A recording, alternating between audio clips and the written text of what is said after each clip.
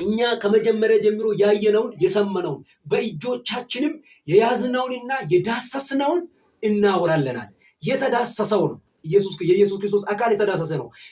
እሱ ስፒሪት ብቻ ወይም መንፈስ ብቻ ቢሆን አይዳሰስም። እዚህም ሉቃስ ላይ ወንድማችን ሉቃስ ምንድነው ያለው?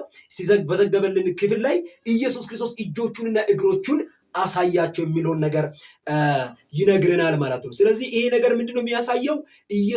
የኢየሱስ ክርስቶስ በዲ ወይም አካሉ መንፈስ ወይም ልዩ ሰማያዊ ሳይሆን ልክ እንደ እኛ አይነት ስጋና አጥንት ያለ እንደሆነ ቬንዲኬት ያደርግልናል ማለት ነው፣ ያረጋግጥልናል ማለት ነው።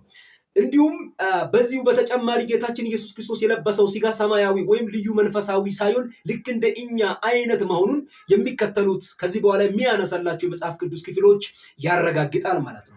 ይህም በወንጌል እንደሚሰብከው ከሙታን የተነሳውን ከዳዊትም ዘር የሆነውን ኢየሱስ ክርስቶስን አስብ አለ ሐዋርያው ጳውሎስ ማለት ነው ለልጁ ለጢሞቴዎስ። ሁለተኛ ጢሞቴዎስ ምዕራፍ 5 ቁጥር 8 ላይ በወንጌል እንደሚሰብከው ከሙታን የተነሳውን ከዳዊትም ዘር የሆነውን ኢየሱስ ክርስቶስን አስብ አለ። አያችሁ፣ ከማን ዘር የሆነውን? ከዳዊት ዘርም የሆነውን ማለት ነው። ዳዊት እንግዲህ የዳዊት ዘር እንግዲህ ልዩ አይደለም፣ ሰማያዊ አይደለም። ዳዊት እንደምናውቀው የእሴይ ልጅ ነው፣ እስራኤላዊ ነው፣ አይሁዳዊ ነው። ስለዚህ ኢየሱስ ክርስቶስ ከማን ዘር የሆነውን ነው እያለ ያለው ክፍሉ ላይ ሐዋርያው ጳውሎስ ከዳዊት ዘር የሆነውን ክርስቶስን አስብ ነው አለ። አየህ፣ ሰማያዊ የሆነውን ክርስቶስን አስብ አላለም። መንፈሳዊ የሆነውን ክርስቶስን አስብ አላለም። ከዳዊት ዘር የሆነውን ክርስቶስን አስብ አለ። እንግዲህ ዳዊት እንደምናውቀው የያዘው ዘር ሰማያዊ ልዩ ስጋ አይደለም፣ እንደኛ ስጋ ለባሽ ነው። እንዲሁም ደግሞ ዕብራውያን ምዕራፍ 2 ላይ ከቁጥር 14 ጀምሮ ባለው ክፍል ላይ እንዲህ ይላል፣ እንዲሁም ኢየሱስ በስጋና በደም ልክ እንደ ወንድሞቹ እንደተካፈለ በዕብራውያን 2:14 እስከ 17 ባለው ክፍል ላይ በግልጽ በማያሻማ ሁኔታ ያስተምረናል ማለት ነው። ክፍሉ እንዲህ ይነበባል፣ እንግዲህ ስልጣን ያለውን በሞት እንዲሽር ያውም ዲያብሎስን ነው፣ በሕይወታቸውም ሁሉ ስለ ሞት ፍርሃት በባርነት ይታሰሩ የነበሩትን ሁሉ ነፃ እንዲያወጣ በስጋና በደም ተካፈለ ይላል። ወዳጆቼ የእግዚአብሔር ስም ለዘላለም የተባረከ ይሁን።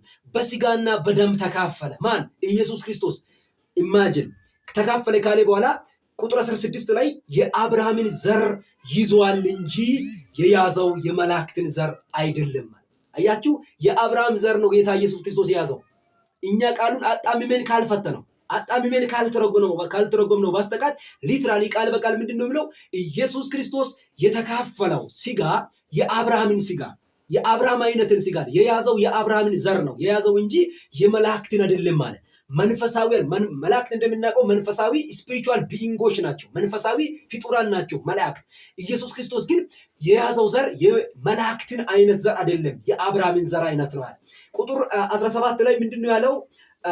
ስለዚህ የሕዝብን ኃጢአት ለማስተሰረይ ለእግዚአብሔር በሆነው ነገር ሁሉ የሚምርና የታመነ ሊቀ ካህናት እንዲሆን በነገር ሁሉ ወንድሞቹን ሊመስል ተገባው ይላል። ሊመስል ተገባው። አያችሁ፣ በነገር ኢን ኦል አስፔክትስ ማለት ነው። በሁሉም አቅጣጫ በሁሉም አንግል ወንድሞቹን ይመስል ዘንድ ተገባል። ጌታ ለዘላለም የተባረከ ይሁን። በማያሻማ ሁኔታ ማለት ነው። ወንድሞቹ እነማን ናቸው? አይሁዳውያን ናቸው። ምክንያቱም ይህንን ዮሐንስ በዮሐንስ ወንጌል ምዕራፍ 1 ቁጥር 11 እና 12 ስናነብ ምንድን ነው የሚለው? ጌታ ኢየሱስ ክርስቶስ በመጀመሪያ በመጣ ጊዜ ወደ ገዛ ወገኖቹ መጣ፣ የገዛ ወገኖቹም አልተቀበሉትም የሚለውን ቃል አስቡ። የእሱ ወገኖች ወይም የእሱ ወንድሞች እነማን ናቸው? አይሁዳውያን ናቸው ማለት ነው። እንግዲህ እርሱ በሁሉም አንግል በሁሉም አቅጣጫ ወንድሞቹን የሱ ወንድሞች እነማን ናቸው? እኛም የሱ ወንድሞች ልንሆን እንችላለን ማለት ነው። እኛም የሱ ወንድሞች ልንሆን እንችላለን። ቢካውስ በዚህ በዕብራውያን መጽሐፍ ምዕራፍ 2 ላይ ወንድሞቼ ብሎ ሊጠራቸው አያፍርምና ይላል። በእርሱ የሚያምኑትን በእርሱ ያመኑትን ዳግመኛ የተወለዱትን ወንድሞቼ ብሎ ሊጠራ አያፍርም የሚለውን ቃል እናነባለን ማለት ነው። እንዲሁም ወዳጆቼ ሌላው መረሳት የሌለበት በቁጥር 16 ላይ የያዘው የአብርሃምን ዘር ነው የሚለውን ማለት ነው። እንዲሁም ሮሜ 9:5 ላይ ምንድን ነው የሚለው? በስጋ ክርስቶስ የመጣው ከአባቶች ወይም ከእስራኤላውያን እንዲሆነ ሲናገር በሮሜ 9:5 ላይ እንዲህ ብሎናል፣ አባቶችም ለእነርሱ ናቸውና ከነርሱም ክርስቶስ በስጋ መጣ። ኢማጂን፣ ከነርሱም ክርስቶስ በምን መጣ? በስጋ መጣ። እርሱም ከሁሉ በላይ ሆኖ ለዘላለም የተባረከ አምላክ ነው፣ አሜን ብሎ መጽሐፉ ይዘጋል ማለት ነው። በስጋ ከነርሱ ክርስቶስ በስጋ መጣ ነው የሚለው። ከነማን? ከእስራኤላውያን ማለት ነው፣ ከአባቶች ማለት ነው።